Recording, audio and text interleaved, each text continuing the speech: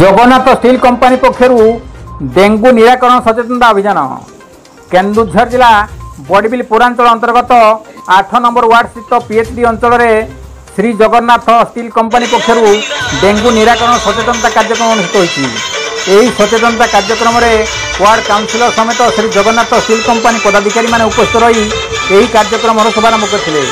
उक्त कार्यक्रम Jagannath steel company अधिकारी द्वारा परिचालना कराइला। ओडिशा स्वास्थ्य एवं परिवार कल्याण विभाग पक्षर डेंगू रोगर संपूर्ण निराकरण निमंते समस्त जनसाधारण को अवगत कराई सचेतनता वार्ता दिजार व्यवस्था कराइला। डेंगू रोगर वंचित रही समस्त को लिफलेट बंटन करने सहित घर चारिपाख सफा सुतरा रखापी नियमित मशारी व्यवहार करने और पूरा देह को घोड़ाई रखला परी पोशाक पिंधापी अनुरोध कराइला। Dipesh Behera report KD news. Jyotiranjan Patra Jagannath steel HR मुख्य। आज जो कार्यक्रम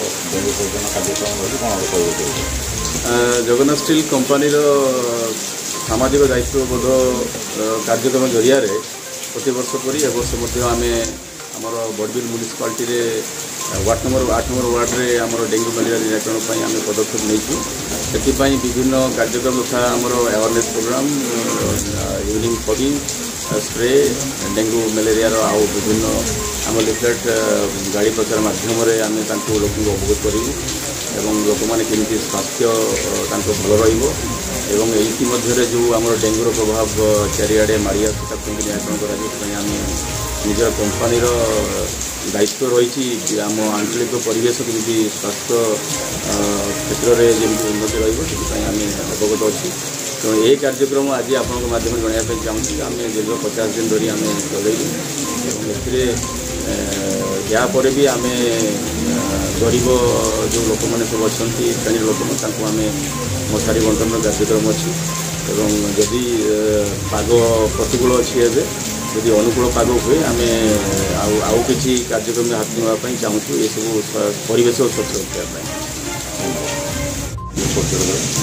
विजय महांती बड़बिल आज सचेतनता कार्यक्रम प्रत्येक वर्ष भली Jagannath steel and power limited 8 number ward दायित्व निए और बहु आगुरी देखाई जो गुरु दायित्व प्रशासन दायित्व न दबा आगुरी से ये कार्यक्रम में सामिल होती लोक सचेतन कराती धुआं जंत्र स्प्रे जंत्र धरिकी गली गली बुलिकी स्प्रे करती एवं विभिन्न अलिया आवर्जना चारिआडू उठेकी रास्ता घाट बस्ती सब सफा करती।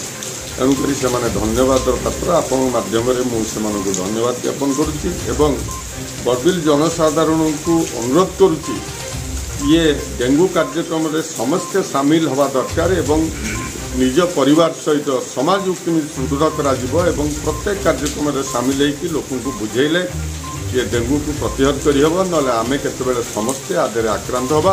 तेणुक आम समस्त दायित्व कर्तव्य रोचे कि प्रत्येक परिवार केमी सुस्थ रही प्रति आम समस्त यत्न।